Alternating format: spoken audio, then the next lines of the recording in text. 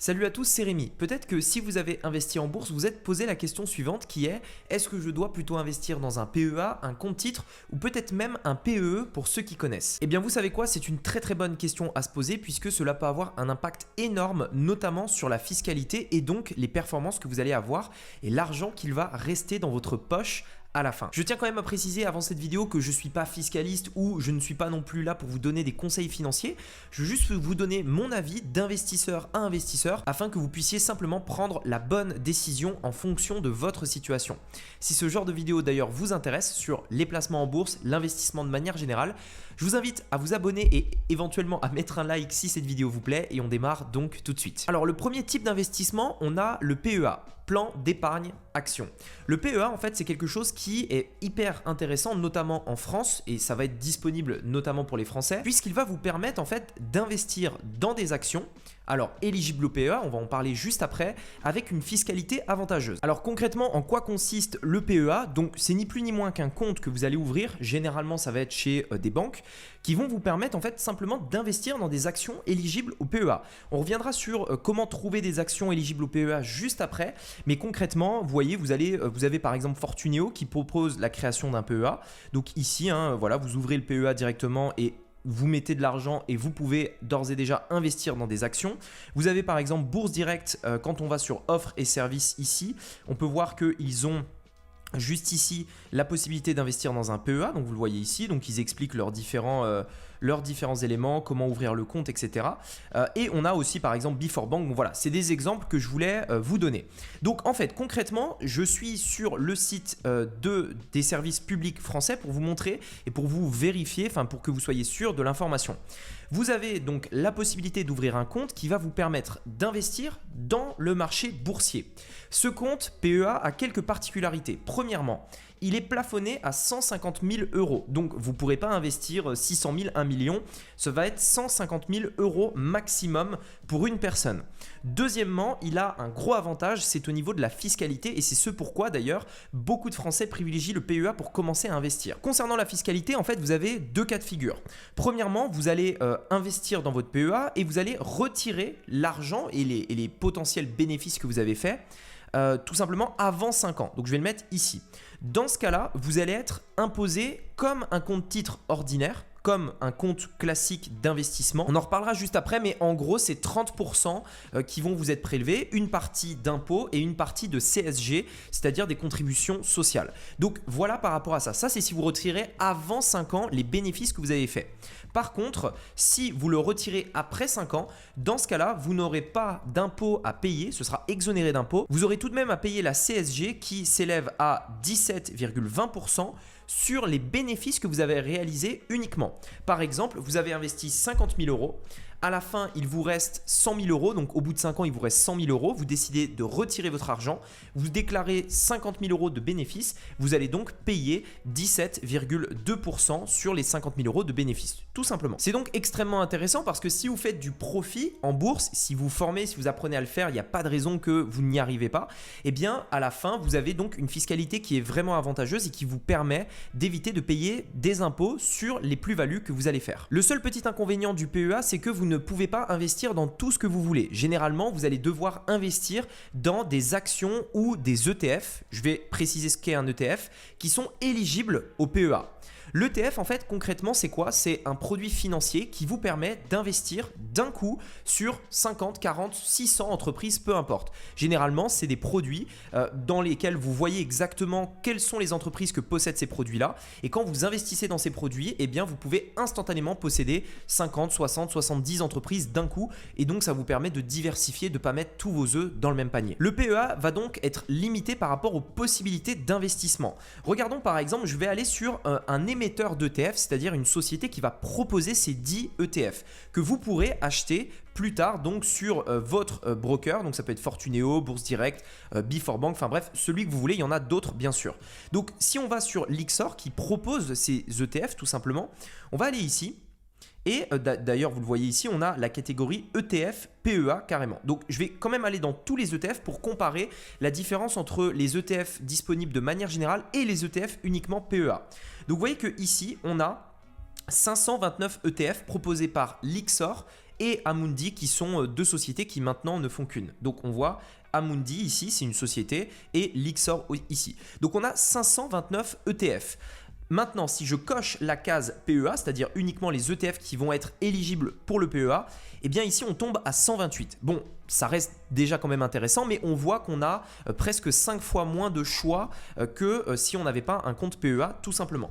Donc ici on peut regarder, par exemple, je vais prendre cet exemple-là, par exemple celui-ci, donc qui vous permet d'investir, donc en l'occurrence dans un ETF PEA. S&P 500, qu'est-ce que ça veut dire? Ça veut dire que cet ETF-là va essayer de reproduire l'indice S&P 500 qui représente les 500 plus grosses sociétés américaines. Et donc, quand vous investissez dans cet ETF, vous investissez, vous le voyez ici, à 6,9% dans Apple, à 6,09% dans Microsoft, un peu d'Amazon, un peu de Tesla, un peu de Google. Ici, ça c'est Google. Un peu de Facebook, un peu d'Nvidia, etc. Bref, vous le voyez, là on n'a que le top 10, mais en réalité, si on regarde la description, vous voyez que cet indice est composé des 500 premières sociétés américaines dont les actions sont négociées sur le New York Stock Exchange ou le Nasdaq, tout simplement. Donc c'est les 500 plus grosses sociétés, on va dire, de New York, du Nasdaq, etc. Et donc c'est extrêmement intéressant d'investir sur un ETF comme ça, puisqu'il vous permet de tout simplement d'être diversifié. Ici, on peut voir les frais qui vont vous être facturés, qui sont de 0,15%, donc c'est plus que intéressant. Mais donc voilà, en gros, vous avez la possibilité d'investir dans ces ETF-là, PEA, et donc vous aurez un nombre un peu plus limité, mais l'avantage c'est que vous aurez une fiscalité avantageuse dans la limite bien entendu de 150 000 € tout simplement de placement pour ce PEA. Vous avez une variante également du PEA qui s'appelle le PEA PME, qui est le même principe avec la seule différence, c'est que vous allez plutôt investir dans des entreprises, dans des petites et moyennes entreprises. C'est ça que ça veut dire PME en fait, petite et moyenne entreprise. Donc c'est le même principe, mais en gros c'est simplement l'investissement, on va dire le caractère, les choses que vous allez investir qui vont être différentes. Donc concernant le PEA, ça peut peut-être vous concerner, peut-être que c'est quelque chose qu'il vous faut si vous êtes aujourd'hui dans on va dire dans la partie d'accumulation d'argent et que vous voulez tout simplement optimiser votre fiscalité et que vous avez bien entendu pas l'intention de retirer votre argent avant 5 ans, parce que si vous le retirez avant 5 ans ici, eh bien vous allez le voir, c'est exactement pareil que si vous ouvriez un compte titre ordinaire. Alors concernant le compte titre ordinaire, en quoi il consiste? Là, ça va être plutôt pour des personnes qui ont des gros objectifs, qui ont tout simplement des sommes importantes à investir, puisque dans le compte titre ordinaire, vous n'allez pas avoir de plafond, vous investissez vraiment la somme que vous voulez. Et le gros avantage également, c'est que dans le compte titre ordinaire, vous avez tout simplement la possibilité d'investir dans plus ou moins toutes les actions du monde entier. On peut le voir comme tout à l'heure, donc sur Lyxor, si je retourne sur la page juste avant, eh bien en fait, on se rend compte que, souvenez-vous, il y avait 529 ETF disponibles, seulement 120 à peu près 128 voilà, qui sont disponibles PEA.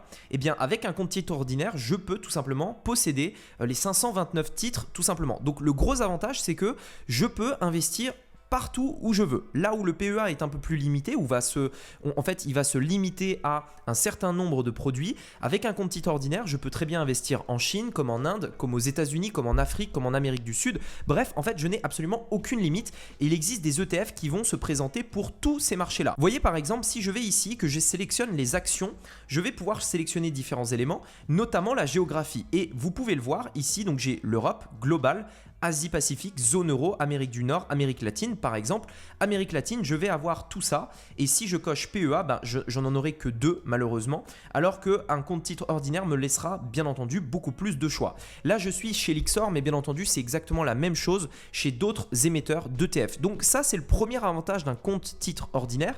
C'est que tout simplement, vous avez un choix beaucoup plus élevé.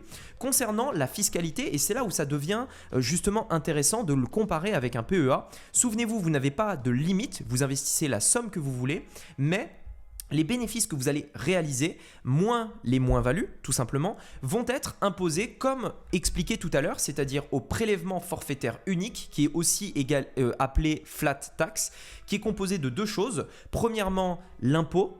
Ici, il va être de 12,8%, impôt sur le revenu, ou alors de 17,2% 17,2% de prélèvements sociaux. Au total, en fait, ça représente 30% qui va être déduit de votre bénéfice. Alors, il existe des particularités pour changer et le faire sur la tranche d'imposition, etc.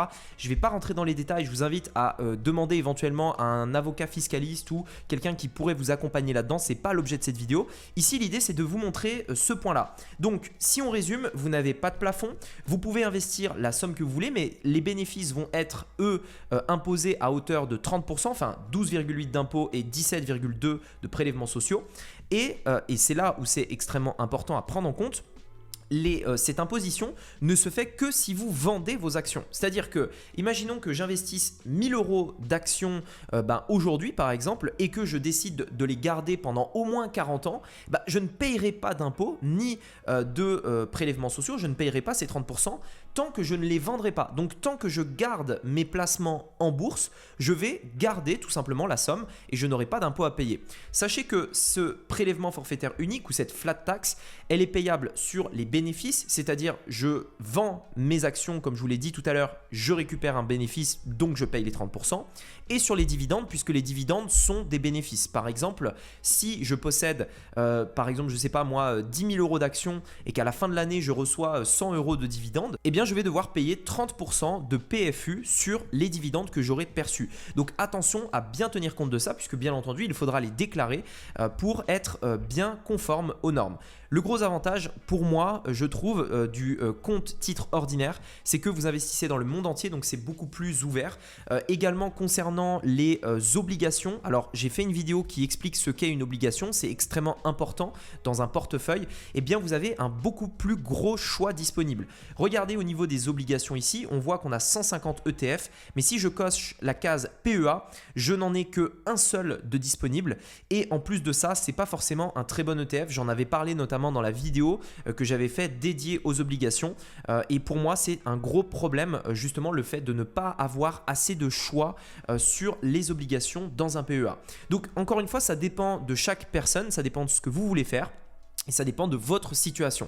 Sachez quand même que voilà, l'imposition ne s'appliquera que quand vous sortirez de l'argent de ce compte titre pour aller le dépenser, pour, je sais pas, acheter une baguette de pain, des vêtements, etc. Concernant l'ouverture de ce compte titre, c'est comme le PEA, vous avez des courtiers en ligne, donc de Giro par exemple, ou des banques. Par exemple, ici, je vais sur Bourse Direct. Donc ici, banque, je veux dire Before Bank, Bourse Direct, etc. Vous voyez ici, on peut ouvrir un compte titre également, PEA ou PEA PME. Et le compte titre ici, par exemple, ici, vous voyez compte titre. Et là, on peut voir qu'on peut ouvrir un compte titre tout simplement. Donc c'est exactement en fait le même principe que pour le PEA. La seule différence, ça va être vraiment en fait la fiscalité. Pour finir, je vais juste survoler ce point-là puisque je sais qu'il est peu connu et il va être, on va dire, un petit peu spécial. C'est le PEE, plan d'épargne entreprise, qui va permettre en fait au sein d'une entreprise de pouvoir investir dans des actions.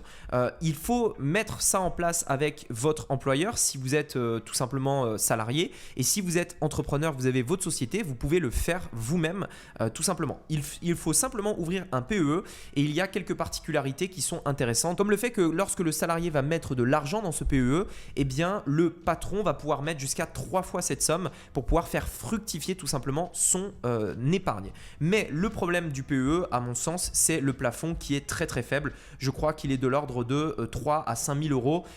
Il faudrait des précisions, bien entendu ça peut évoluer et c'est en fonction de maintenant à l'heure où je tourne cette vidéo. Voilà, écoutez, j'espère que j'aurais pu clarifier un petit peu plus la différence entre un PEA et un compte titre ordinaire, autrement appelé CTO.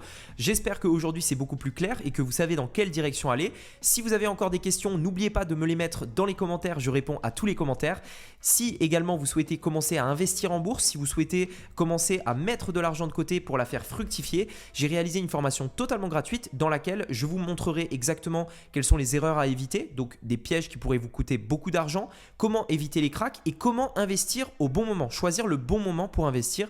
Vous le verrez d'ailleurs dans cette formation, j'investis plus de 6 000 euros en direct pour vous montrer à quel point c'est facile d'investir avec seulement un ordinateur et une connexion Wi-Fi. Pour y accéder, vous avez simplement une image qui s'affiche juste ici, vous pouvez cliquer dessus pour y accéder dès maintenant ou le premier lien dans la description. Sur ce, je vous dis à très bientôt, c'était Rémi, à bientôt, ciao.